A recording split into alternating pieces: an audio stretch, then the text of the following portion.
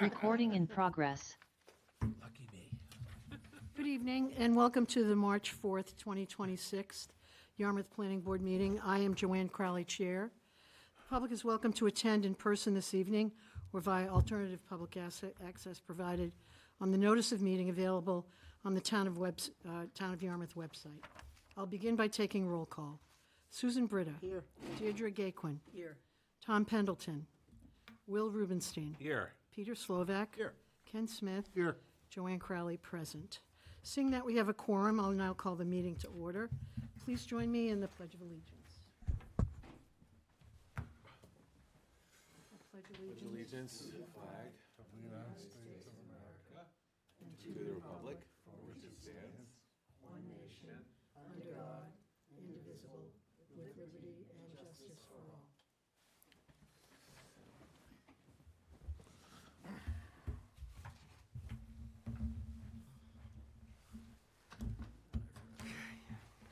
Never going to be able to raise this seat.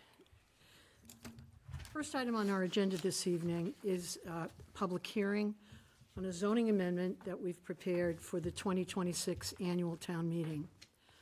I note the time as 5:34. I'd like to first read the public hearing notice. The order of the public hearing will be as follows. After I read the notice, Town Planner Kathy Williams will summarize the VCOD amendment. We'll receive any public comments and questions. Written comments that we've received will be summarized. Any questions or concerns from the planning board will be discussed. I will then close the public hearing, and then we will have a vote. So let me read into the record the public notice. Public hearing notice, Yarmouth Planning Board. The Yarmouth Planning Board will hold a public hearing on Wednesday, March 4th, 2026, at 5:30 p.m. in the hearing room of the Yarmouth Town Offices, 1146 Route 28, South Yarmouth, Mass. 02664, and via remote access from their website, or via telephone 301-715-8592, and entering webinar ID 898-3641-5124 to consider the following proposed amendments to Section 414 Village Center Overlay District of the Yarmouth zoning bylaw. Number 1, amend Section 414.6.4 relief to allow for zoning relief for maximum front yard setbacks from Route 28 to be via a special permit rather than a variance. Number 2, amend Section 414.3.3 special permits to add special permit criteria for front yard setback requirements related to land takings or permanent easements taken as part of the Massachusetts Department of Transportation, Mass DOT, Route 28 corridor improvement projects. Copies of the complete proposed text of the amendments are available at the Planning Department, Yarmouth Town Offices, 1146 Route 28, South Yarmouth, Mass. 02664, during business hours, 8:30 a.m. to 4:30 p.m., Monday through Friday, and on the Town of Yarmouth website under the Planning Division. Any person interested or wishing to be heard on this proposal to amend the zoning bylaw should appear at the time and place designated. Written comments will be accepted and should be directed to the Planning Board, care of Kathy Williams, Town Planner, at kwilliams@yarmouth.ma.us, no later than March 3rd, 2026 at 5 p.m. Yarmouth Planning Board Chair, Joanne Crowley. Kathy, if you will. Oh, we only have the one article, which is good. So what are we trying to do? The purpose of the article is related to the VCOD maximum front yard setback. And what we're looking for is to allow relief from the maximum front yard setback via special permit rather than a variance along Route 28 in the Village Center Overlay District. So what exactly does that mean? Our current bylaw, the VCOD, was really created to promote having buildings closer to the street so we could create that village feel. In order to promote that, 3 of the 4 villages actually are subject to a maximum front yard setback in addition to the minimum. So we're used to the minimum back from a street or from a road or from a property line. We've actually set a maximum one along Route 28 because we wanted those buildings to be a little bit closer. So what's the issue that's arisen? Mass DOT is coming to town, and they're looking to do some Route 28 streetscapes improvements, really to help us with our pedestrian and bicycle safety and accommodations. And in order to kind of fit that in, the existing right-of-way, it's not going to quite fit all of those components. So they need a little bit of strip takings on some of the properties along Route 28. That's going to vary by individual property, and some people will be very lightly hit, and other people might be more significantly hit.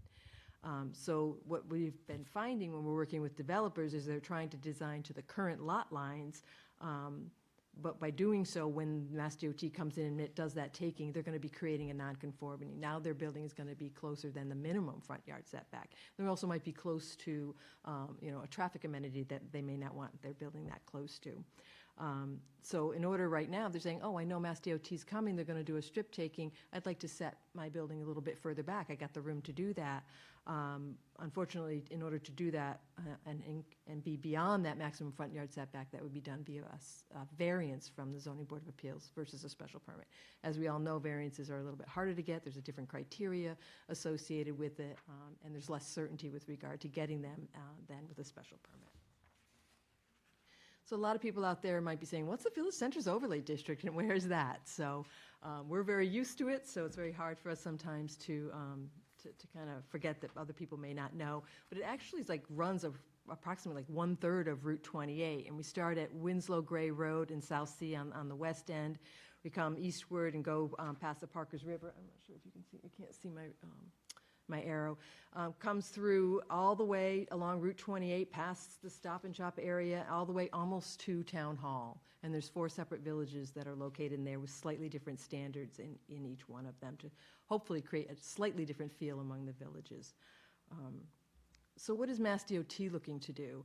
This is a typical section that Mass DOT is working on right now. They have almost at 75% design on the portion of the Route 28 corridor from Parkers River westward into Barnstable.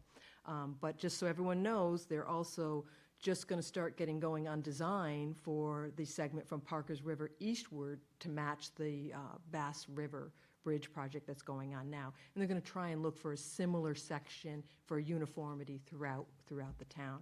So as you all know, we kind of have our 2 lanes of traffic. We have maybe a couple feet on the sides of shoulders, and then we have sidewalks most of the time on both sides, but not always. There's some gaps, and there's some serious issues with handicap accessibility as well. So what they're proposing to do is having 2 11-foot travel lanes, so our cars are going to be able to get, our trucks are going to be able to move around. We're going to have 5-foot bike lanes on each side, so bicyclists who's comfortable being in the roadway will have a much safer area to be.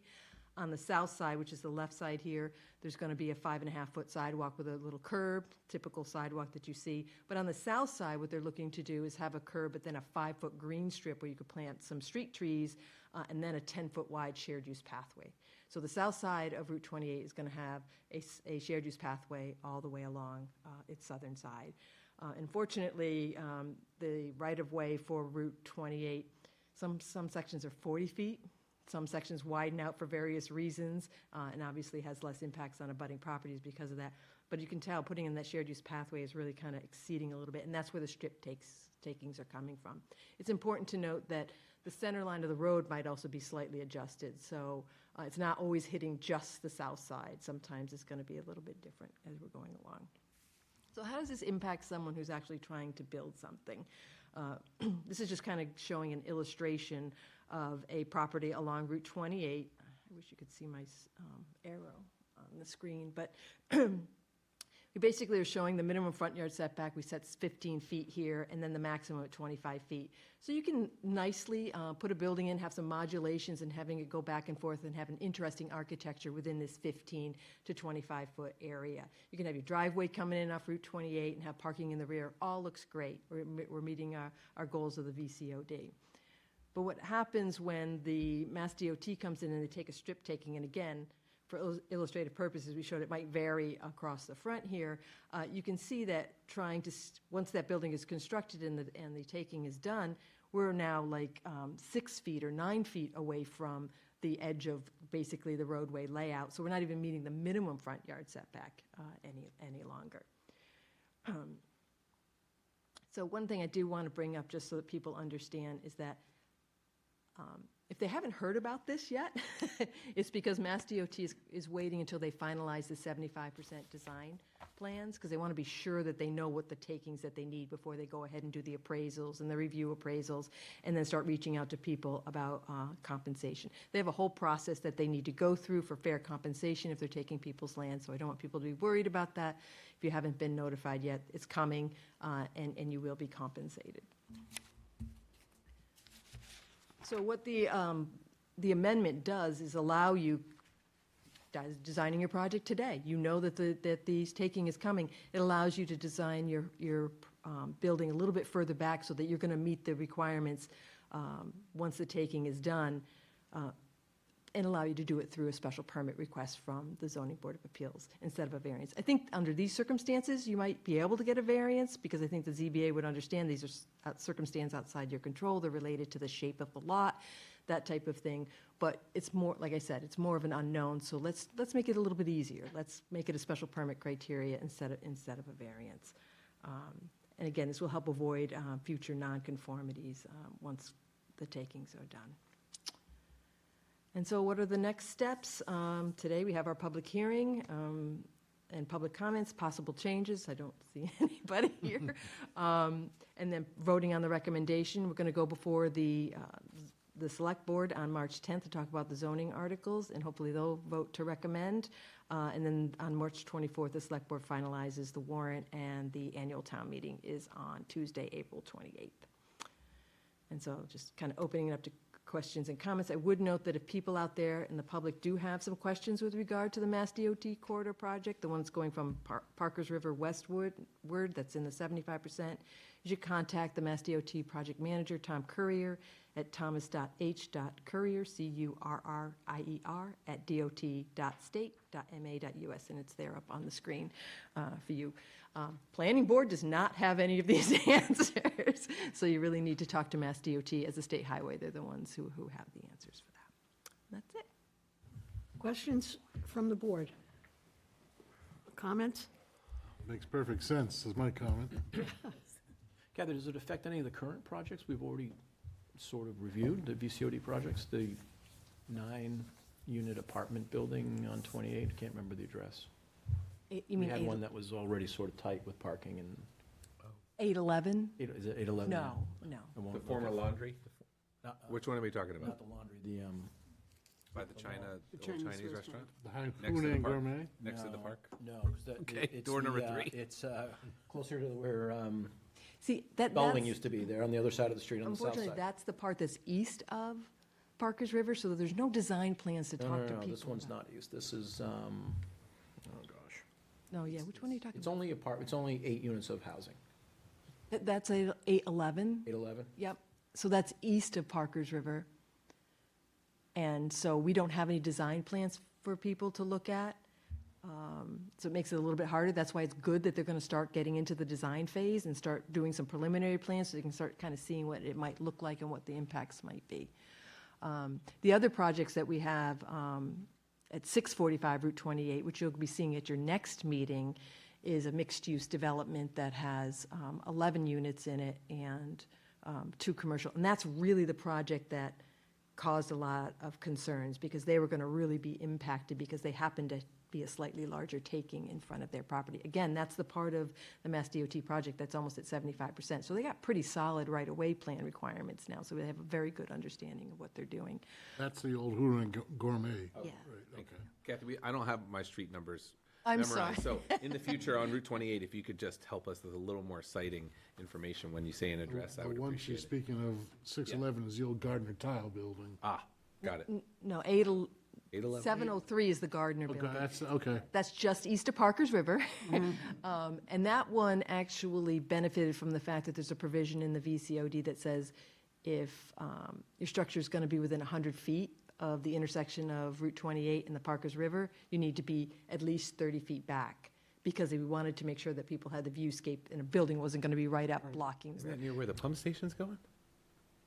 Which one? Isn't that where the relocated pump station is going for the sewer? It's on the other side. It's right on the other side. Other side. Right on the Okay, other but side. it's all in that same neighborhood. Yes. That's where the Pump relocated. Station 2? No. The pump station's on the other side of Parkers River. There's a Pump Station 3 that's located at the Parkers River Landing. Right. But Pump Station 2 is way to the west. Oh, I'm sorry. Okay. Man, we need a map. I need a map. Sorry, not everybody else on this board does. My apologies. And I interrupted you. Please, go ahead, Peter. That's all right, no. I think this kind of helps you, like the six, you can't, Well, can you, I mean, obviously the people at home are gonna suffer, but would you mind just like standing up and pointing some of these places out, please? I'm sorry for the people at home if they can't see it. This is 645 Route 28, Which is the, which, the mixed use, 11 units and 2 commercial. right, because the park is next to it. That's TOY is Parker's River. Okay, This is where the Parkers River Got it. Landing is. The 703 is right to the east of Parkers River, and that is 6. No one can hear me. Yep. sorry. You can take the mic like Vanna White. Yeah, I Just know. take the mic. 6 dwelling units Across from the in bank, 3 the Bellwing duplexes. Road. There's a vacant lot across there. So it's really that one on the green one. It's really the green one that's the most affected in the short term by this amendment. Correct, and this is the one that identified the Right. concerns that we had. But if you look at the right-of-way plans, this side gets hit pretty hard with the shared use pathway in the right-of-way plans. So we want to provide relief, but understanding that most of the VCOD is actually east of the Parkers River in the next phase. So, again, this will give some additional relief from there. I think eventually we're going to need to take a harder look at potential impacts associated with the Mass DOT projects, but this is just certain projects. We want to make sure that we weren't holding them up or causing them grief who are generously enough investing in the town of Yarmouth. But it does go to your point, which is what about what about everybody else and their planning and their work? The project I was thinking of was across from the old Irish Village. There's a vacant lot on the other side. And there was, we talked about, we were concerned about parking and the fire department Oh, that was turnaround. the- That's the 811. laundromat. Silver Cape Cloud or Cod whatever it is, right next to the Silver Cloud. Yeah, Side- it's a couple. not It's a the one- long, narrow lot. Yes, Just past Silver I Cloud see. Tunnel. right. It's one of these lots Yes. here. So they're on the south side, It's this And one. they're gonna have the most taking, right? right? And Because we- it's the wider path. Right. And they had a tight site to start. That I was a think- big hydrant issue. There were spots, Kathy, correct me if I'm wrong, that the discussion was that it's gonna shift a little to the north, even though the path may be to the right. Yeah, if you look, especially like some areas a little bit westward, like when you're near Baxter Grist Mill, they wanted to make sure that, well, maybe that's not the right one. There's some places where they move the center line a little bit, obviously because there's radiuses and curvatures that they want to enhance in the design, but also if there was like an environmental issue or wetland they wanted to give a little bit more room to, and they could move the center line. And there are different right-of-way widths throughout Route 28. The right-of-way in front of 645, Route 28 actually jogs out a little bit. That's why the end on the right side has less of a strip taking than on the west side. So there's a lot of variations for it. They don't shift it north, for example, like down by like Scarpaccio's Bakery is. You'll have a drive-up window, because, I mean, that's how close it is, so. Yeah, there's some places, especially in western Yarmouth, where they have like a 1-foot green strip anyway. Right. And there are some people who have parking right up against it that might be impacted. So I believe Mass DOT is trying to find other alternative locations for parking and/or that will be part of their compensation. But you still need X amount of parking to have a viable property. Right. I think that issue is, the parking right is a big issue at the Irish place. Sons of Erin. Right, because they're right up on the sidewalk. Those parking spots are going. They should go. They're going. It looks hideous. They should go. Well, there you go. And they have plenty of, so I don't think that will impact their ability to do business. They have a huge parking lot back there. I don't think Like those. Silver parking It's spots- not that big. Where are they There's parking? like 5 along the front, Close the right? business. There's more than, there's 5 or 6 along the front. And then there's a couple up against the building itself. And then there's the back, and then they use the vacant Lot lot across the next, street, yeah. Right. next to it. Right. So there's certainly lots of unknowns, which makes it a little bit more difficult. And as they get further along with the development and start the design on the east side of Parkers River, we'll know more. So the fact that they're starting that is positive, so that we kind of know what's going on. But there's still a long way to go. We're just trying to look at it from a zoning perspective. When you look at the new gas station that they're building now, It's all, it's interesting because it's, well, not interesting, but it's close to the street, so much closer than everything else The is. J Mart? The J Mart. Yeah, So, I yeah. mean, when you envision It's- that sort of, not every property, but as 28 is developed, there's gonna be a really close building, then setback, close setback. It's gonna be interesting to see it. Yeah. That's the section of Route 28 that has an 80-foot wide right-of-way. That was a 1933. I actually looked back because I thought, oh, did they take that? We had the conversation last time as to whether 80 feet. there's so much that's located within the right-of-way, and I don't know how that actually happened because that's a 1933 Is it layout. 80-foot right away there? 80-foot. Oh, that's. Yeah, once you get to the intersection of was it Old? It's right. Wood Road, Wood Road, Wood Road, Bump under Long Bond. Old Main. Old Main. Is that Old Main? Old Main, intersection of Old Main, then it turns in, Route 28 turns into. Down to the bridge? Down to the bridge. Maybe not all the way down to the bridge, because there was historic developments there already, but. I just, one other follow-up question, if I may, Madam Chair. So the project that we've talked about the most is the one at the old laundromat. That's, But that, The chapter One of the old- 40B yeah, project? that one. But, and that's within the VCOD? Correct. But not part of any plans that we have from Mass DOT on, But it's, because it's east of the river, so we're not there yet. correct. But I guess what I don't understand is, if we know it's coming and the state hasn't, the state says it's coming, but the state hasn't gotten to the right percentage, then as Peter said originally, well, what do you say to the developers? That's the unknown. That's the unknown. And I think it becomes more of an issue in the VCOD because we don't know, because we have that maximum front yard setback. So we're forcing people to be close. I see. Versus like a 30-foot minimum. Then, if you had a 30-foot minimum and they needed to take a 10-foot strip, it's not ideal, but it's doable. But if you're already at 15 feet then that's something different. So. And then, so then how do you, so Kathy, do you feel a responsibility to be proactively talking to people, anybody that's east of Parker's River, that you know that have projects that have come before you or before us? I'm usually the person telling people about the So you are, DOT I mean, I'm not project, so surprised to hear you say that, that's great. It can be a little bit uncomfortable, like the water park. I think I was the person that mentioned it to Yeah. them first, that berm's gonna potentially be impacted, and they needed to reach out to Tom Courier and get the latest plans and move forward with that. Again, they need to go through their whole compensation, and if you're taking away a berm and you need to reconstruct it, that should be part of your compensation. Yeah. And they're expanding, so the berm is gonna be expanding too. Right, but that's why I brought it up, is like, you might want to build the berm a little bit further away, because they're coming. And that berm's not that big. Right. No, and it works really well. Oh, yeah, it's Yeah, all oh, filled it's with really flowers, nice, it's yeah. filled with roses, it really looks Yeah. nice. Yeah, they did a nice job. Yeah. So Anything else from the board? So may I have a motion to close the public? just so you know, what, there's no not yet? written comments. No written were comments, received. okay. There's somebody online, but they haven't raised their hand, so if we're at that point, Yep. Madam Chair, Yeah. if you We- wanted we to are. see. We are, I don't want to close if someone's there. Well, they haven't raised their virtual hand. I see a name, It says Terry Sorrow, did I say that right? Terry something or other. Terry, Sorrow? do you have any comments you'd like to make? They just muted their mic. Yeah, well, guess not. I guess not. That's a clear sign. Okay, The red, No, the thank red, the red line says Madam no. Chair, do you need a motion to close the public session? yeah, may I have a motion to close the public hearing? So moved. Second. All in favor? Aye. Aye. Any further deliberations by the board? I just want to bring up something that I usually do when we have these kind of situations, Madam Chair.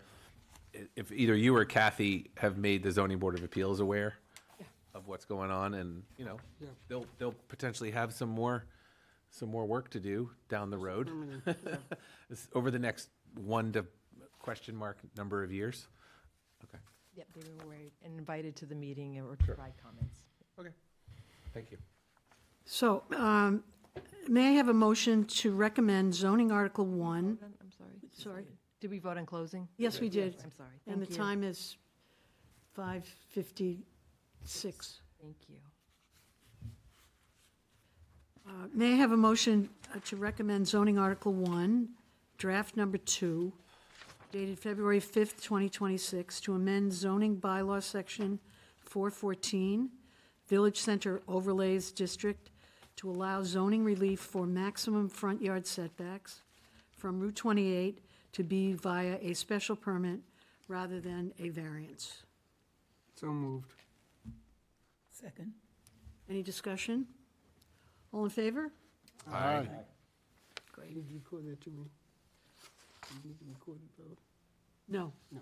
Do we want to identify who would move, recommend, and I explain? moved, and I think, Deirdre No, seconded. no, I mean the actual meeting? motion at town meeting. Sorry. oh, I'll do it. Okay. So I'll include this in, this information about what happened at the meeting, in a little memo saying that the planning board has recommended. and picking up on what Will said, you're going to have a map, right? So that you can visually show people. If someone says, I don't understand what you're talking about, you can show that, and we can have that up. Include the PowerPoint. Yeah, good. That good. slide will Yeah, help yeah, very folks much at town so. meeting, much less the select Yeah, board. I was kind of thinking this would be a quick presentation to give at town meeting. Yeah, I think it's reasonable for people to ask. Yeah. So it's always Yeah. more reasonable to, Yeah, to, It's really, we're being proactive to ease the development along 28. That's really what the I think- goal of this is. Yeah, it's a simple change from a zoning standpoint, but it opens up a lot of other very, very good questions. yeah. So I'll work up a memo with the PowerPoint for the select board meeting, because we're meeting with them on the 10th to Right. talk about zoning and also seasonal communities. I mentioned it to Joanne. Unfortunately, we're after all of the public hearings, On the 10th? on the 10th. Yeah, All the hearings that were on the 25th that got delayed, got relocated ahead of that, and then there's all that, and Oh, then there's the us. liquor hearing, all the, oh, God. And then there's us at the end. And get a first sleep in before you.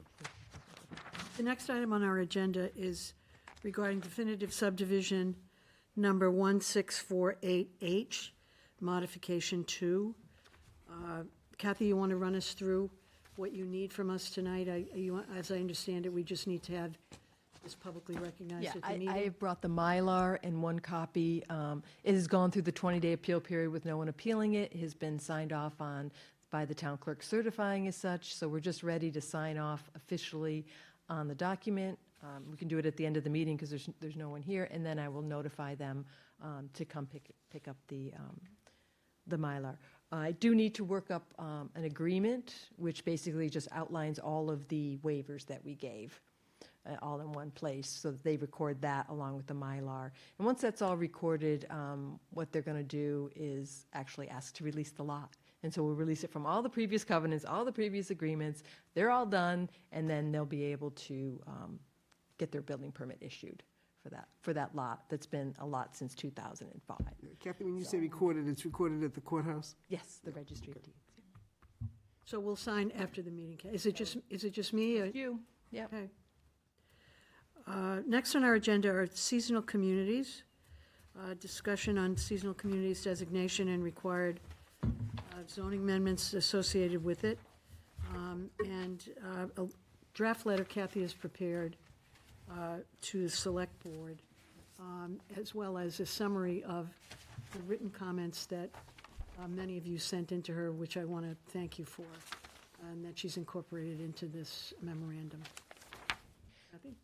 I think part of the questions, there's some things that we can talk about and ask maybe through that Cape Planners meeting that's happening next Friday, or this Friday. I don't know, it's some Friday.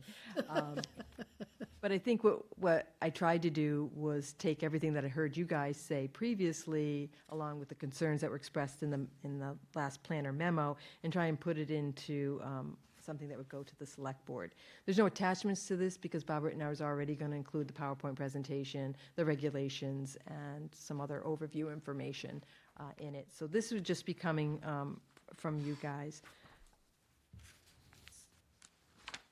Kathy, Joanne, may I speak? Yes, of course. Kathy, I had sent in just a quick email this afternoon. You may not have received it. I did. I'm just recommending that line that says, although there are benefits to accepting this designation.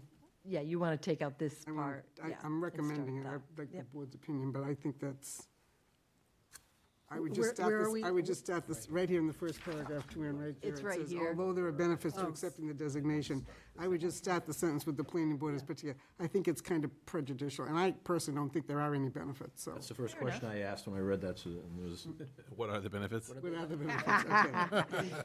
So we'll cross that out and Right, start with yeah. the planning Otherwise, I board. think it's, otherwise, I think it's good. The only other question I had is, last night at the select board meeting, there seems to be some select board members who appeared in favor of seasonal communities. Definitely. So I don't know whether, I mean, this recommendation in bold is pretty strong. I don't know whether you guys wanted to soften it or you feel No, comfortable. keep it bold. I would bold it and make it bigger. When I say bold, I meant it's just a bold statement. And whether you wanted to soften it or couch it in any way, or whether you're comfortable No, with the way I it think is. that- I It's think- perfect. I think it's good. I think it's very good. Well, that's easy. Yeah. So just process-wise, this is up for discussion to be on the Springtown meeting warrant, or it will be on the Springtown meeting warrant. We don't know. We don't know. It's a placeholder. Wasn't it on the draft warrant last night? It's in the draft Okay. warrant. It's a But that's still, placeholder. like everything else, is up for discussion over the next X number of meetings to meet all the deadlines. Correct. So our recommendation or not recommendation will have some impact, but then again, it could still go on the warrant. The select board can say it's on the warrant and it'll show planning board does not recommend and it'll show maybe select board does. So I guess, Although go ahead. I'm well, sorry. I just, part of me gets a little hinky when it comes to, preventing, in theory, let's say, 20,000 registered voters to not weigh in Oh, I agree.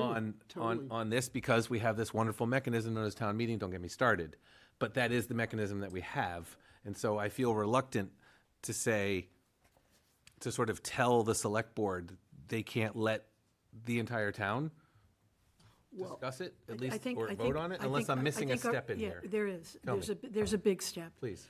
I think that there is a huge gap in information, and we could see it, Deirdre and Susan and I could see it last night at the select board meeting. There were two members who were enthusiastically in favor of it. And I can guarantee you, no insult to them, they have no idea what's in it. Yeah. Understood. Because I don't know everything that's in it. It is very complicated. And we are learning, and we need to learn so much more about it. It is not ready for prime time. It simply is not ready for prime time. The reason I bring this up, Madam Chair, is because it does say that these pieces have to be adopted within 24 months. And so I guess what I'm asking is, let's just say it does get recommended at town meeting, and let's just say it gets passed at town meeting. It does give us a clock, which is not a short clock, to figure this out. I'm not saying that it's okay that there's an information gap that you've identified and you're concerned about, but there also is a provision in here that gives us the time, or the select board the time, or whatever the agencies and staff people are the time, to work it out. I'm not saying that's a good way to run the railroad, meaning that the state has come down from the mountain with these tablets, and we don't have to stamp them and say yay, and I get all that. I was just trying to understand the 24 months part and whether that gives you some comfort. that it No, can be it does worked out. not. In fact, it gives you No, it does in fact, not. it's the opposite. Right. No, it just does the not. opposite. Okay, got it. That's why we're having a I discussion. think the movable tiny homes is a trap we do not want to get into. Can I ask? And Yeah. that is the sinker for me. Okay, And it's not going to be removed from the regulations. Right. It's in there. It's been approved by the legislature. And so that is the one thing that I think, for me, as a member of the board and as a member of the public, I would say crashes this immediately. And is it because our particular regulations in our town make this a hard one to swallow? Because there have been lots of other towns on the Cape that have said, yes, thank you so much. Unless I missed a part. No, they have. They didn't have the regulations when they voted to Oh, accept because the designation. timing of when they did this last fall or last spring. Nobody's done it recently. Okay, so now if you're a town like I'm just using Eastham as an example. Now they've gotten this memo that says, oh, by the way, tiny houses are part of this and there's nothing you can do about it unless you unvote it or vote to revoke it, right? That's one of the questions we asked, I think someone brought it up. Mechanism.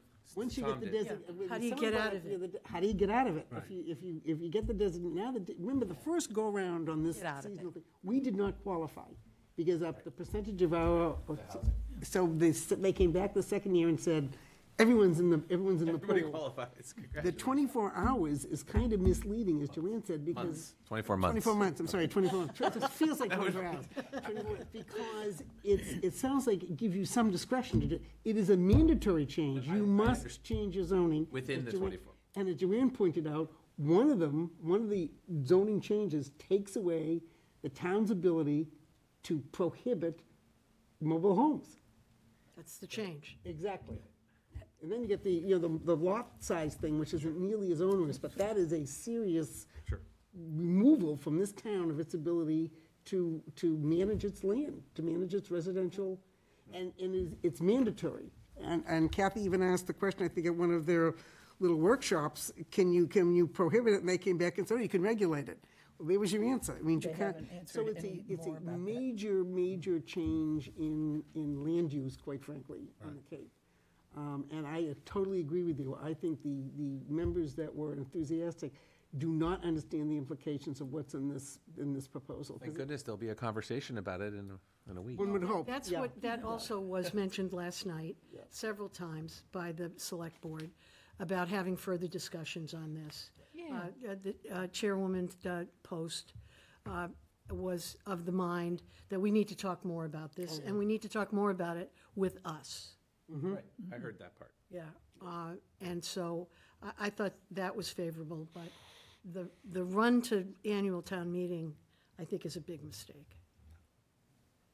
I don't even And know I how we think, would. I think that's the consensus of the board Oh, as yeah, well. Definitely. We just don't have enough time to thoroughly vet it and understand it, and if we had to make changes, what would they be? What's the implication? There's been no risk, I mean, there's just a lot of work that has to be done on this. It is not a simple tiny homes thing. It's not. It's much more, it's the impact of that. And we need an impact understanding. And a lot of the residents, as you know, are not even here now. That's the other thing. And one of the gripes that you hear all the time from quote, the summer people, is that things happen and they're not here. This is a significant change, and the closer we get it to, a season where we can get more citizen participation, the more feedback we'll get, the more information we'll get, the more reaction we'll get, as opposed to being, criticized for running something through the middle of March when no one's around. The end of April. Sorry. Yes, sorry, whatever. I know, well, that does make a difference. Yeah. But I understand where you're coming from. It would still need to go through the whole zoning amendment process and could very easily be voted down at town meeting. Which would probably result in us the designation being revoked. We do have the ability to, if we get into it, to do it the same exact process, majority vote at town meeting, to say we want to get out of it. So there's a lot of mechanisms that help us, but, and maybe, who knows, maybe if there's enough uprise, they may want to modify the regulations and change that. But the fact that you are using a definition for a dwelling unit related to Chapter 90 motor vehicles and aircrafts tells you everything you need to know. That those two should never be touching. Did you say that in the memo? Yes, it's right. Well, They should never be or touching. to pointing out that, no, I understand. We can say that at the meeting. Peter, any further thoughts? I am in agreement with everything. I mean, I keep saying this, we're the most densely developed town on Cape Cod. And we have problems with water supply. All our wells aren't online. We got PFAS, and all we want to do is just add without solving some of the other problems first. Mr. Smith? Well said what Peter just said. Full agreement. Can I just have one quick follow-up? Are there other communities that are in the same situation as we are right now that are considering this now that the regulations have actually come down from the mountain? I was looking at this chart. But Yeah. Sorry, I mean, guess it's the second table, not the first one. The first one has the ones that already got it No, the first table is, automatically. right, and then the Sorry. people that are bold actually have adopted it as of January. So our friends in Brewster, Dennis, and Harwich are in a similar boat, potentially. Correct. Yeah, As we are. yes, they have not, I don't know whether they have it on their annual town meeting. Well, it might, and again, Kathy, you said you were going to a meeting of town planners. Yeah, I really do think it would be worth a conversation with those 3 town planners that, or whoever happens to be at that meeting, just to kind of understand, like, we feel like we're on pretty reasonable, solid ground here in this particular issue of tiny houses. Is that what you're hearing at your planning board? I'm not saying that their answer would sway us either way, but this it'd is be one of the interesting to fascinating know if things. it's on their annual town meeting. That's what I mean. It's one of the Yeah. fascinating things about living in the place that we do is that we're, a glorious hodgepodge of, is it 14 or 15? 15. 15 towns, despite the fact that we have a regional planning agency. But in this particular case, it's the state going to the towns, not to the region. And I would hope, and it would seem reasonable, that they would have a similar response now that the regulations are live. And also, conversely, I wonder how the folks feel in the towns that did accept it without the regulations, knowing that now that they're going to be forced to accept tiny homes. Yeah. Or maybe we get a new governor and it goes away. I don't know. There you go. But there also is a process, like you said, for each town to unhook themselves from these, from this through a town meeting vote. Okay. So I think Good. we've got one adjustment to the memo we're all in agreement with, and Susan? And just one other comment, on the recommendation line where it says clarifications can be made and outstanding question answered, is there any way we could just put a comma as well as, I don't know, something about public participation, encourage public participation, engage the public, or, I'd like to public interject into input. that sentence, getting the public, we're gonna answer the questions, we're gonna do the investigations, and we also want the public's reaction. Is there any way we could add some sort of phrase in there about public participation, or public reaction, or public involvement, public impact? Something like that? That's a good idea. reasonable. I'm sure we can trust Kathy to figure that out. Just, and Just throw something in there about, our recognition that the public needs to be aware of this, and our role in that. Yeah, maybe community outreach or something. Community outreach, something like that. It'll be an interesting discussion next week. I look forward to hearing it. Madam Chair, it is frustrating to think that we just finished with the, long-term comprehensive plan after spending 6 months on the lobster issue, and then we want to get some traction and do something that we want to do, we take care of, and then this might just derail whatever plans we had to actually take care of some of the things that we need to take care of. That's right, The selectmen don't seem to maybe understand that. yeah. Maybe, We've been derailed on ADUs, Well, yeah, I had a question about that and later. now we've been, we may be derailed, but I think the memo is good, Kathy, if we Okay, put in those public changes. outreach or community Community involvement or Community something outreach, like that. something like that. community engagement or something, maybe. I'll put something in. Yeah. And something like, as usual, the planning committee's outreach efforts, or commitment to community, something like that would be, in addition to doing the normal stuff, I think. Peter, are you suggesting we also add something more specific with regard to the development of the plan and how much, how long it took and how thoughtful it was, or? right, this wasn't part of the long-term comprehensive plan, right? These sort of bylaw changes were not part of it, so, This it's- is all state-driven. I mean, that's another sort of example of why we need more time to understand how this might change the long-term comprehensive plan. I think I do say something about, on the second page at the top, about the movable tiny homes, is inconsistent with the vision for our community as outlined in our recently adopted local comprehensive plan. Okay. Okay. Did you put that in bold? I can do that if you. Susan wants the whole thing. A bold statement. That should be the title of the memo. A bold statement from the planning board. It's a fun pun. It's a fun pun, and yet it is also true. Anything else? Okay, let's move on to short-term rental study. and our meeting last night with the Select Board, with the presentation by the Donahue Institute. Kathy, you want to give us a quick Yeah. summary? I know you were Yeah, I carefully taking notes, but I can add did the in. minutes, and, yeah, so that, because They were right there, Oh, Madam Chair. you were busy. Already fired out the minutes. unbelievable. Boom. It was a very good conversation, I Yeah, thought. I thought so. You know, there seemed to be a lot of strong interest in providing incentives and assistance to encourage people to rent their properties year-round, you know, more of the, offering the carrots versus the sticks with stricter regulations. Understanding that we're going to need multiple strategies would be needed, as regulating the short-term rentals alone isn't going to be solving our problem, because we still have a high percentage of seasonal housing. Putting a cap on short-term rentals doesn't necessarily mean that those are going to turn into year-round. They just could be, Exactly. continue to be seasonal housing units. What I think is very telling of the data was the percentage of seasonal housing through the decades. You haven't seen a big jump. No. You haven't seen a big, It's if on we a saw static. like a 30% to a 38% or something, then I'd be like, yeah, we're losing our year-round housing We're to not, that. though. But that number's been steady. So the changes might be going from seasonal, not renting it, to maybe some people doing the short-term rentals. There's definitely some people in there who are more the commercial type people, but overall, that the seasonal, whether it's privately owned seasonal for your personal use or Seems used as steady. short-term rental, is really staying the same. So that made me actually feel a little bit better. The report, I guess there were some discussions with regard to definitive answers from the report. I think Bob Rittenauer stepped in at this point and did an excellent job He of was outstanding. summarizing.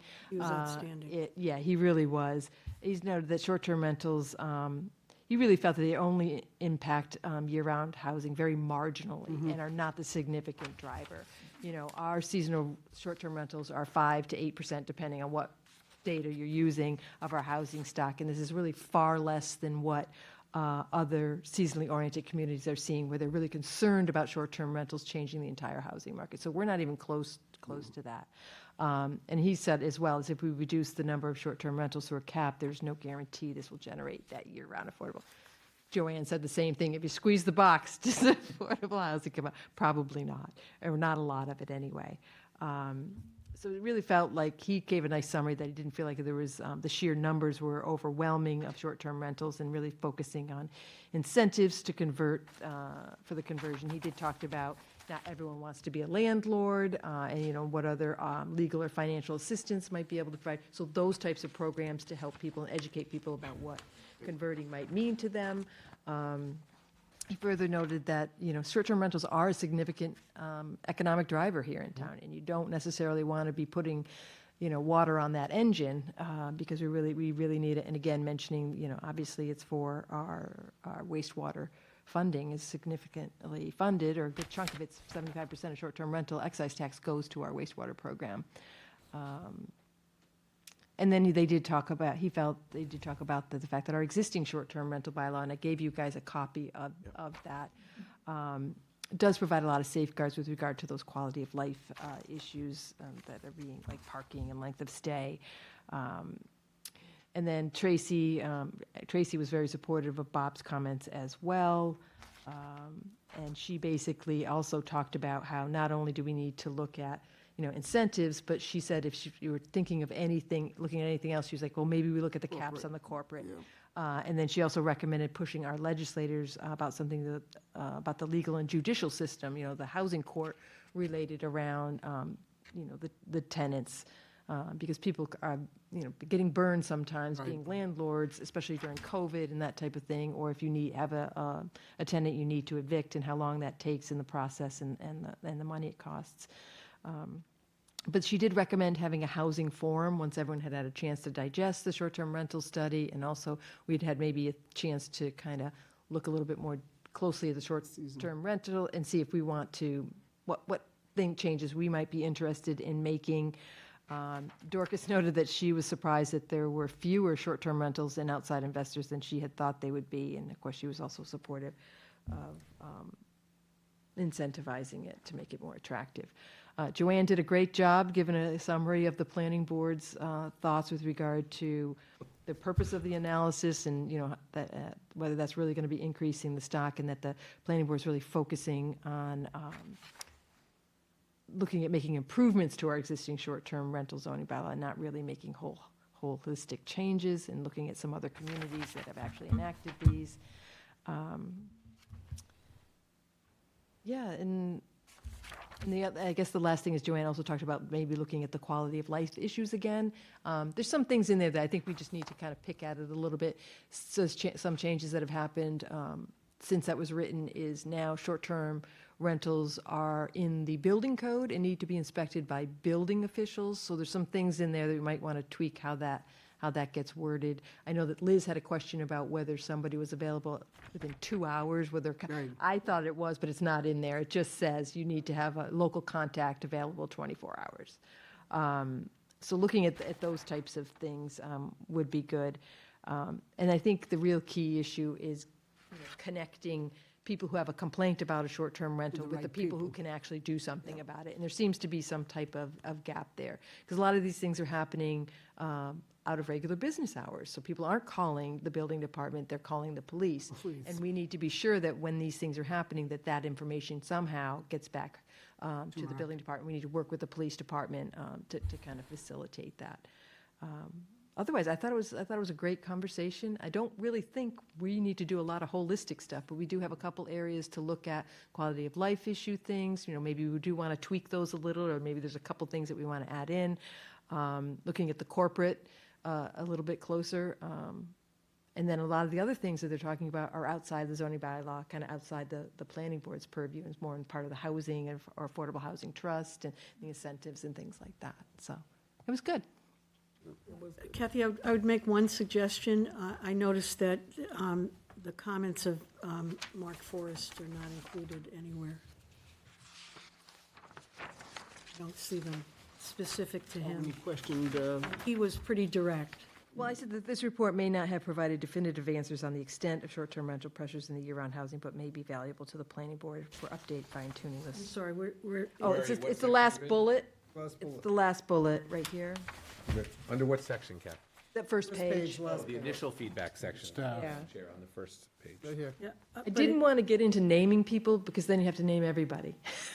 Well, you named three. did name some people. I named Bob and Joanne because they But you gave also- like you And also presentations. named Tracy, Liz, and Dorcas. Oh, later, yeah, I did. Okay. Because those, I could cover all those people, but I'd like to add in something about Mark's questioning the consultant as, his direct question, is there a correlation between the growth of short-term rentals and the loss of affordable housing? And he didn't get an answer, but I know that he feels strongly that there isn't a connection. Well, the data shows it if there's a correlation, it's very weak. Until we know the addresses of these properties, we're Yeah, never gonna know. You'll never know. Never know. Yeah, I mean, that goes to Dorcas's comment about the corporate, because I recall someplace, I don't know who supplied the data, that the corporate rentals in Yarmouth are extremely low. I mean, the numbers are below like a dozen companies, and I forget where we got that, but I remember That in thinking. the SGR study. Yeah, I remember thinking, boy, that's really good news, because we don't have, the company, but I was shocked at how low it was. So I'm thinking, are we really gonna try to do a regulation for 12 homes? Is the juice really worth the squeeze? And I think that was one of the ideas that came out last night, where there's, the research question that Mark asked weeks ago was, is there a nexus between short-term rentals and affordable housing? And based on that report, and the refined report, they went back and made some changes. If there is one, it's very weak, and there's certainly not, I don't think they can prove causality, that there's, that the short-term rentals are having an impact on affordable housing. I just don't think the data's there. And I think that's what Mark wanted to hear. The UMass people weren't ready to say it because they didn't want, how hard it is to prove causality. But the tone was there, that we do not have a problem with short-term rentals impacting affordable housing. There may be other reasons that we can't do, we have a problem, but it's not short-term rentals. Yeah, Kathy? Yeah, I would just say, some of the data that Peter had sent out to us shows that Yarmouth is being actively marketed for commercial investment. So yes, you're only as good as the data and the errors of margin that the data has. And I think that there's a lot of gaps in the data from the UMass Donahue Institute. They scraped everything that they could, but there's still a lot of gaps. They never even looked at things related to real estate agents and that type of thing. They recycled a lot of their data too from other, Provincetown reports and other places too, so.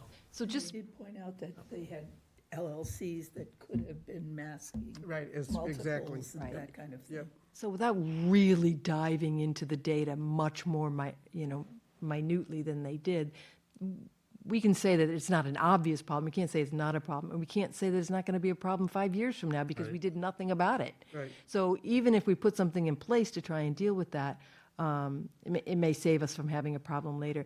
And maybe, Peter, you could talk a little bit about the whole idea of the Del Mar, where they basically... Oh, Del Mar, Yeah. Del Mar out of Orleans, I mean, they're a big, this is their business, is short-term rentals, and they rent a lot of properties and then they re-rent them to, short-term stays. So it's not the same owner, it's a different it's- owner. Right. Yeah. But it's a full-time commercial management business. For sure, they take over your property, they take care of everything for you, So how we management. word it is something we need to And there's think. more and more of that industry popping up, Yes. whether it be. Signs are right there in the yards when you're driving around. Down the street down here. Yeah, in the Danforth Vacasa, building. isn't Vacasa one? Yeah. Picasso. I think those were mentioned in one of the reports. Yeah. Yeah, The number of properties they had under management. there were 3 or 4 of them, Del Mar, Vacasa, and 1 or 2 others, but But just so it's clearly understood, they're not corporately owned. They're not. They're corporately managed. There's a difference. Yes, Right. right. and I can see why people would want to have a manager, even if it's just their You don't have to worry about it, then renting it's out their turnkey. seasonal house for a couple of weeks. I guess the question is if you rent your property to Del Mar, do you get to use it at all, or is it?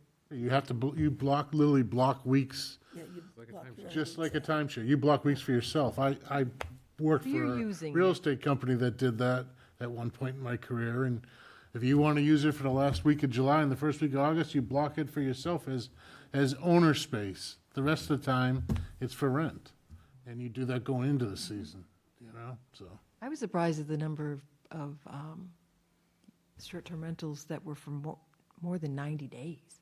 I didn't expect it to be that high. I was reacting to that as well. Then I realized they mean that the unit was rented for more than 90 days, but it wasn't the actual rentals on those charts in the report.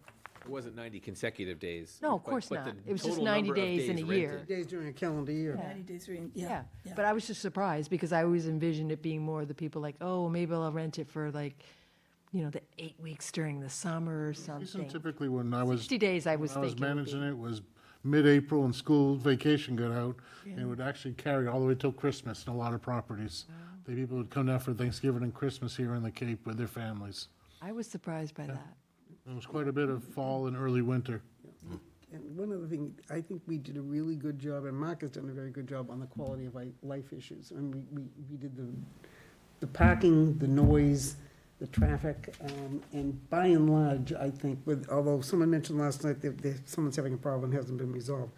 But I think the collars that we put around our short-term rentals and to preserve have worked very well. Yeah.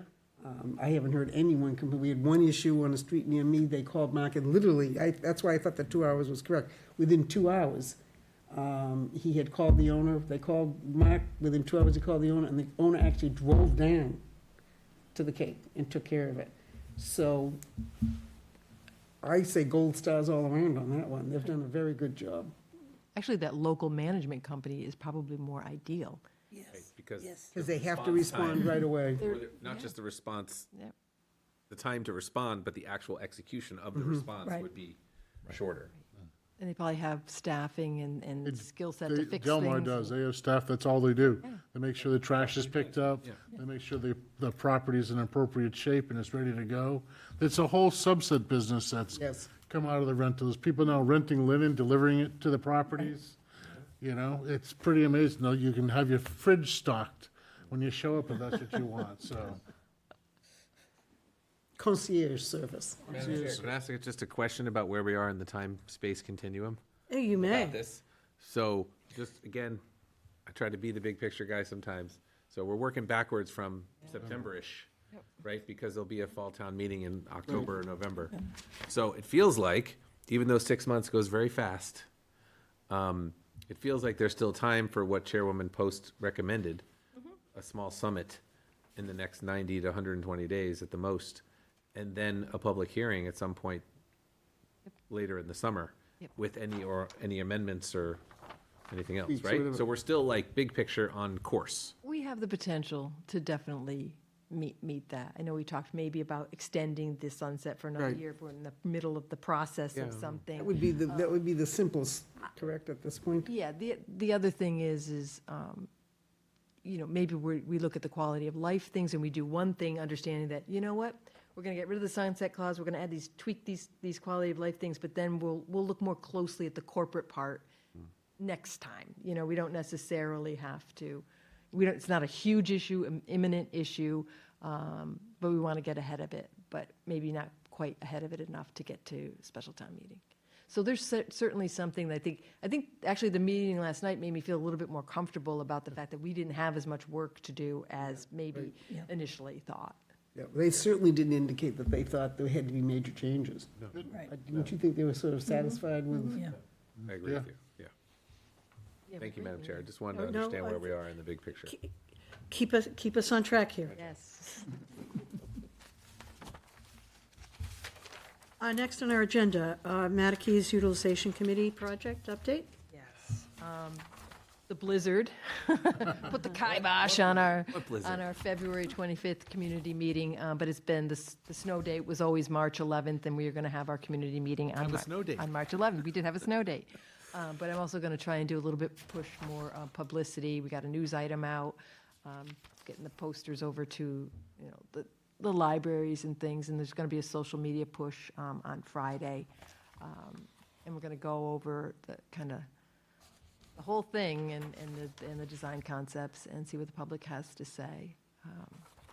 So that's going on. Unfortunately, the next MUC meeting is the next night, so we were hoping to have the 2 weeks so that the consultant could process the comments and present them to the MUC to see if they wanted to make any modifications or changes or something. So whether we have that meeting or not, I'm not sure right now. It kind of depends on whether it's going to be valuable or not. If there's too many comments and there's too much processing that the BSC group needs to do, it may not make sense to necessarily meet, but we'll figure that one out. But definitely come to the community meeting. It's 6 o'clock here in this room on March 11th, and also by remote access, and it's on the town meeting calendar, the town website calendar. It's next week. I know. It's crazy. Okay, thank you, Kathy. Next on our agenda, meeting minutes. May I have a motion to approve the meeting minutes of February 18th? So moved. Second. Any discussion? All in favor? Aye. Aye. I will abstain. I will abstain as well. Still passes. Madam Chair, you're going to do these as well? No, they just we're going to draft? wait for the changes. Right, we're gonna make, Based on what we those talked about changes. earlier, okay. those will be amended, correct? Got it. Committee updates. Can I just mention something? On the agenda last night at the Board of Selectmen, they had something on the agenda about policy and regulations for use of the drive-in site. Yeah. I'm wondering, as a member of that committee, maybe I should find out from someone what they talked about. It was all about the event space. Yeah, they- Right, but, They asked about that last night, whether the DISAC was involved, and it was. no, kind of- we haven't, we, I know you haven't been involved well, because we I don't didn't know they, what would if they make had you- said to us, come up with some ideas, we would have, but, Yeah. but, No, I think at this point, they kind of felt like it's more of a staff level effort Okay. on that. And Megan Eldridge and Jay Grandy have been taking the lead on that. should I convene the DISAC and at least go over what they recommended and maybe have some comment from the committee back to the Board of Selectmen? I mean, we're still, You're still a committee, but I think, you know. at some point, there'll be a transition and we'll sort of I go kind out of of envision existence. that being the ribbon cutting ceremony. Right, and then it's, right, Yeah. okay. I don't really think so. Okay, I mean, all right. I can certainly mention it to Megan and see if she's interested in having the dissect meet and getting input on that. She got a lot of input from the select board last night, so I think she has things to digest. Yeah. It's not that different. Yeah. But one of the key things that they were really interested is having it something, some clear distinguish between a private event and then a town-sponsored event. Mm-hmm. You know, if it's a town event or a town-sponsored event, you know, what are, you know, you don't need a $2 million insurance policy or whatever. And lots of times it's just somebody trying to put something together to help the town, and all of a sudden they're asked about an insurance policy. So just making a differentiation between that. And they still have to come up with the fees. They're still looking at what the fees would be. And, you know, there's a lot of conversation last night with regard to, you know, the noise levels and the Right. concerns about that. But I think, you know, a lot of that we had already worked out post-COVID with some of the events that we had there. We had the whole sound study done, where you needed to orient the stage, what the decibels needed to be. And so there's been a lot of work that's been done since, you know, since They COVID. moved the stage and they tweaked it. Yeah, They the did a whole bunch of work. orientation of the stage has to be very specific Right. if you're having amplified. And maybe you want to limit the number, and we had talked about this when we did a solicitation about limiting the number of events, period, because we don't want events constantly all summer long there. And then also limiting maybe the number of concerts that you would potentially have there, just to be respectful of the neighbors and not be a situation where they're disrupted all the time with noise coming. Susan, last night's select board packet had the whole draft that Megan All right, wrote all of the right. policy, Then in I'll- case you I'll- wanted to sink your yeah, teeth I'll get into a it. copy of it. And then I think what I would recommend is we have one final meeting of the dissect, and we sort of formally say we've reviewed the policy, and as of the ribbon cutting, the maintenance and management will now be the town response, and, you know, sort of formally end the committee after we say we've We reviewed. need to formally end the committee. Anyway, right. Yeah, I wanted to mention that This is a last- good time to do it. They've got the policy ready, they're gonna have the ribbon cutting, it's a Yeah. good time to do it. Yeah, I wanted, you know, we need to have a final one to do the final minutes. Yeah. It's kind of like the Open Space and Rec Ad Hoc Committee, where you basically Yes, have where a we- meeting to, To have a meeting. and then We had a meeting to approve talk. some draft to- minutes that I to pre-wrote confirm for the meeting. Our meeting. Yeah, so then you're That we done. existed, and then we went out of existence, yes. But I didn't want to do that. That was my favorite until the meeting. Select Board asked us to do that. But yeah, I The think best that- meeting we'd had in 18 months. I'll get a copy of what was in the packet Yeah, last night. there's still work that needs to be done. It was just kind of an initial presentation to Okay. Madam Chair? Yes. Capital budget, I attended capital budget meeting because Sandy Fife was unable to run the meeting on Monday, so I did not go to the RAC meeting.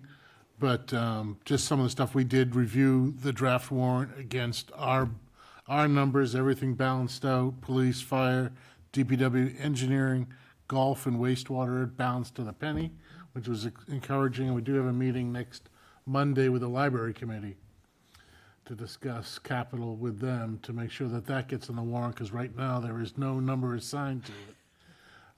So after that meeting, we'll be able to close our portion of it. I have a presentation with the select board on Tuesday of next week from capital budget, and then Then you get then to it goes sa- to, you then get it to goes. sail then I away get to sail away. to So, Tom. so that is the plan. Okay, thank you. The library committee update? Yes. I believe that, I know we're meeting tomorrow night. We were supposed to have the final budget, final costs, the first week of March. So they may have them tomorrow night, at tomorrow night's meeting, which is just a major piece of information that the citizens have to have. But given the fact we had the snowstorm and they may have been pushed back, but they had committed to the first week of March, if not this week, certainly next week. And then after that, the commitment was they're gonna go back to the Board of Selectmen with, and the selectmen asked for this, a final agenda. walkthrough. I think it's on the agenda for the 24th. Is it the on the 24th agenda. of It is. March? I It's saw on the at the end agenda. of the packet, it said, is it for the 10th or the 24th? 24th. Yeah, Of so for the March. 24th. Yeah, so between now and then, we'll definitely have to have the numbers and, put the budget together and all that kind of Then stuff. Susan, it's a sprint to April 28th, after March 24th. Well, I think the numbers are gonna be, I meant the public, I'm talking about the, I know, I'm just I know, saying, that's I know. not a ton of The- time. Yeah, the question would be, does the library, I think the thinking was the Libraries Committee presentation in front of the Board of Selectmen will be, of course, open and public, and then anyone, but we're assuming they know what the numbers are. And they won't, unless they follow the Library Committee very, very closely.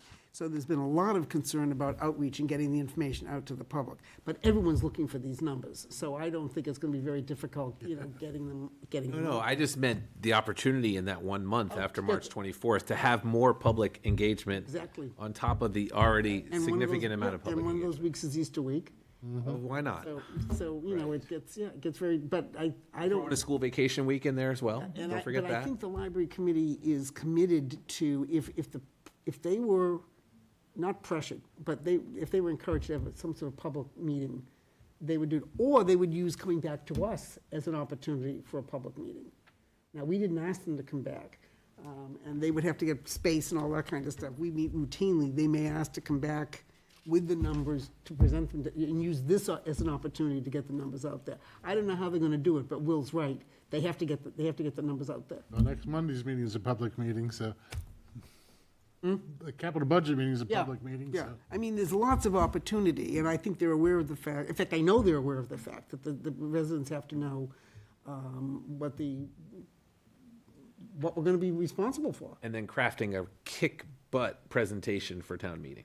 Like those slides and having the architect, I assume, do his thing. I'm not making, because I'm not even gonna be here, so. No, I'm that's- just saying, like, but I mean, I know you know this, Yeah. but it's worth saying, like, the most polished library He's presentation very in the good. history I of mean, library If I had to presentations. He choose is. anyone to do the presentation. Oh, he is. It would be, but he is not a public, he's not a committee member, he's a contractor. It would be, I think it's always better to have a committee member, someone representing the town, make those presentations. Maybe it can be a tag team thing. Yeah, it could be, but And you're right. maybe this discussion is something the Oh, my library board apologies. should have. Sorry. My we don't apologies, have Madam time, Chair. but You're right. But I would just. Trying to find out where the zoning comes in here. Yeah.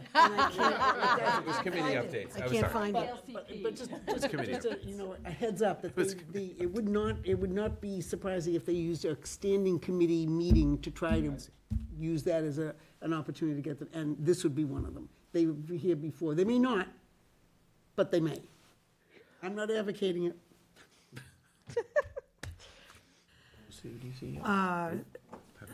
Where are we now? Correspondence, I think, Kathy? Or any board member updates, I think? Sorry. Yes, Madam Chair, I had a question about the Blue Sky approval, because I didn't have a chance to read every single piece of it. I know you attended the hearing. Did they lower it? Yes. Yes. So, and they also made it not a monopole? It is Or a. it is a It monopole? is a As monopole. opposed to the tripole, Correct. right, which we didn't like. They basically went back to what was approved by the Cape Cod Commission, but Right. lowered it from 110 down to 93 feet. And they were able to, well, it helped because if, the commission actually had them do balloon at 120, which I think is what they originally wanted, and they did it at 90, and it's significantly it's much shorter amount of time when you're actually looking at it. Right. And it also allowed the pole to be pushed back further into the property and retain some of the actual large existing Larger trees. trees. Back of the parking lot, Yeah. or to the Around corner. it. Further to the north, I see what you slightly mean. northwest.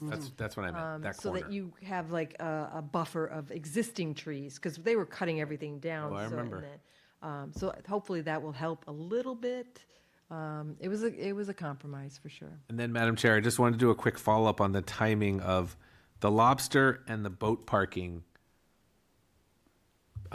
zoning changes are now, they're official, right? They've been voted, they've been signed, they went to the No. state. They haven't come I have back. not heard Like I said, anything they're not back official. from- Well, that's why I was asking, because I haven't been here in a while, and Yeah, they have until like later in the month. Yeah, I think The AG's office typically takes the 90 days. Right. And then when they get the 90 days, only because our friends who want to park their boats would probably like to get yeah, that and going. they're taking lists Yeah, of I people think who it's have March expressed 30th they interest. have until to get it back from the state. Well, it's 30 days to submit. Right. So it was November 17th to basically December 17th, and then 90 days from that. And then it needs to be formally posted by the town clerk, so that usually takes a little while for that to happen. So that's around mid-March is 90 days. I would say the end of March, beginning of April. we Okay. should- I mean, clearly, the lobster situation is discrete in that form, definition of the word. But the boat parking one was the one that was on my mind, because I don't know about anybody else, but I unzipped my jacket today as I was walking around. So it made me think about the spring, and also the birds are very loud. I don't know if anybody's noticed. So like, and daylight savings time is Sunday, so it feels like, it was just boats were on my mind, Madam Chair. Last one had to do with the ADUs. Yeah. I wasn't here when Mark was here a couple of weeks ago.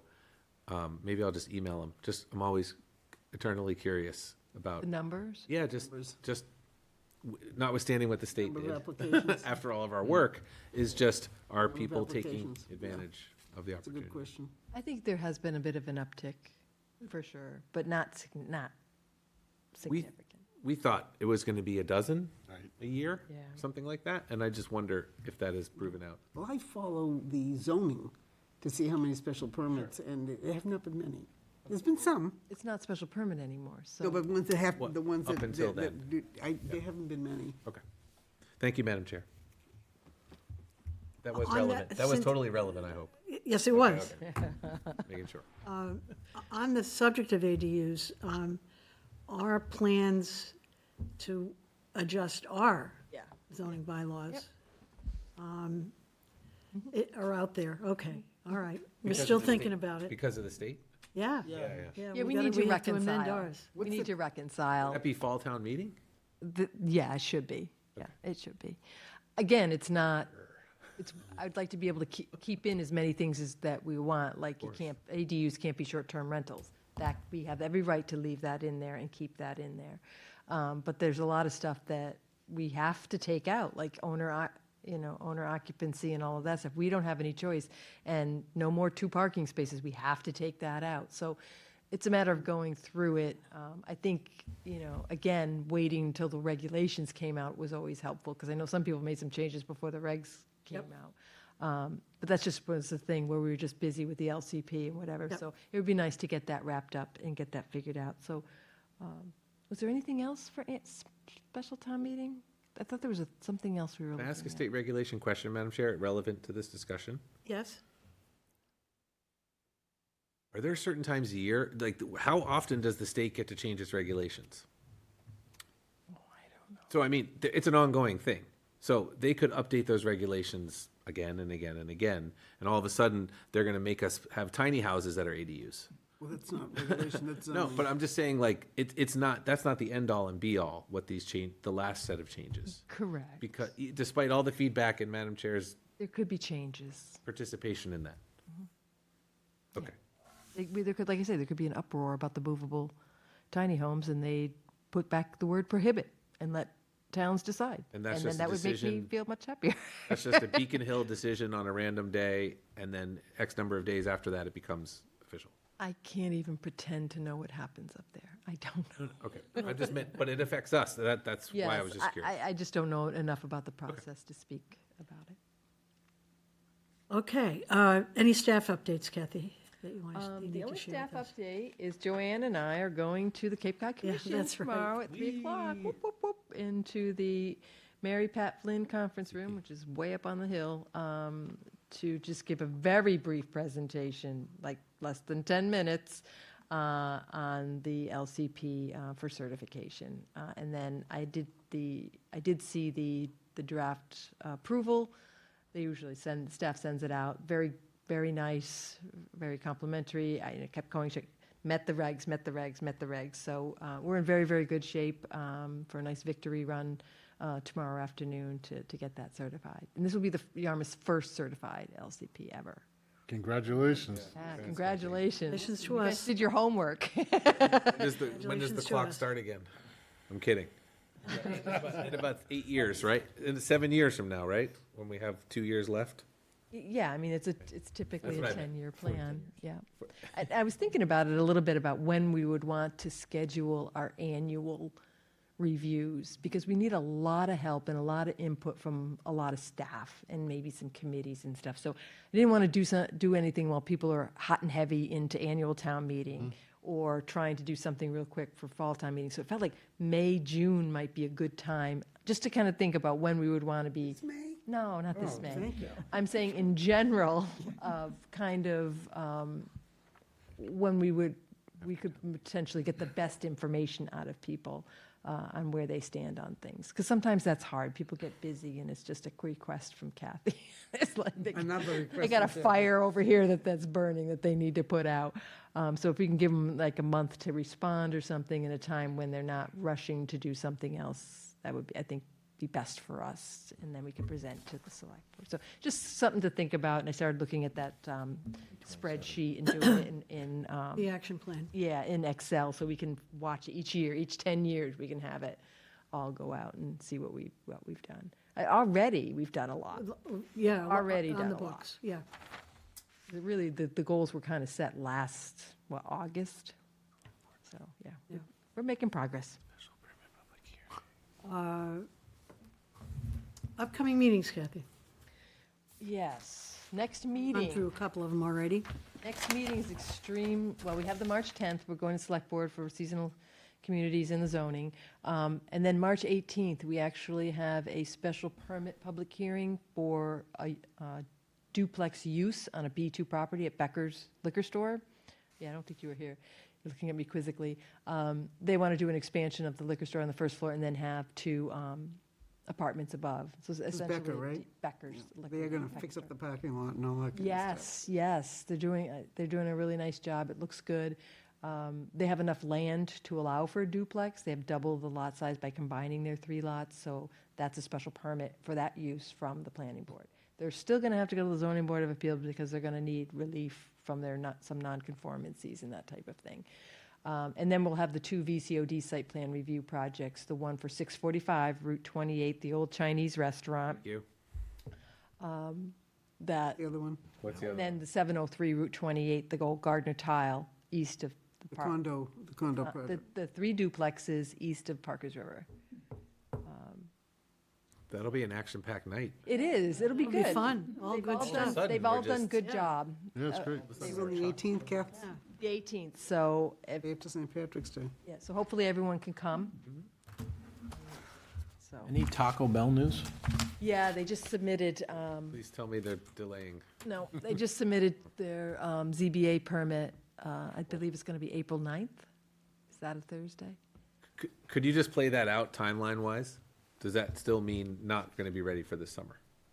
Right, they're gonna, Ready, do you I mean, they could be potentially be building it this summer. They could. Because, there's nobody trying to drive up and down Station Avenue in the summer. Yeah, but it's wasteland. Well, I did recommend a peer review, a traffic peer review in my site Yeah. plan review comments, so I would think that they're not gonna, it's not gonna be, I would be shocked if it was one meeting and done. I would think it would be an initial presentation asking for the peer review, because we know what it's like. I mean, we heard from the Cape Cod Commission, they did a whole Station Avenue Whole corridor Station Avenue, study. I mean, Right. I don't know what they're thinking. It'll be interesting. That's why I think it's always important, especially with traffic, because it's so subjective, what percentage you say if traffic's coming from this direction and that direction. It's almost, an art in some ways, and How many are can turning skew. left? How many are turning right? Right. It's a huge issue coming out of the shopping center. And the pedestrian access is a concern from the DY students, because there's no really good way to cross that intersection to get to that side of the street. So there's concerns, and if you're looking at the special permit granting criteria, it's about congestion, you're creating congestion or nuisance, not just to a neighborhood, but also to the town, and as our main corridor, anything that's happening there kind of does impact the whole town, as when our it main gets to corridor. ZBA, they'll have all that in the packet, right? The traffic, have- the turn lanes, all that stuff will be in there. Yes, I mean, they have a traffic study that the applicant did that they will include. Right, regardless of whether we are in love with that study, it will show all the proposed exits and turns, It and does, things like with- that. and the assumptions that they made. Right, I'll put that aside, okay, got it. I do see work going on next door at the the old Martin's Liquor Oh. Store, so something's going on there again, so. Been working on it for forever. I hear it's beautiful inside, and it's all tiled gorgeously, but I've See what's going on. seen it. We don't know what it is, right? Mystery. It's a deli of some sort. Well, open it up. Allegedly. Italian deli, maybe? Oh, nice. That's what I had heard originally. That would be great. May I have a motion to adjourn? So moved. Second. Any discussion? All in favor? Aye. All right, thank you all.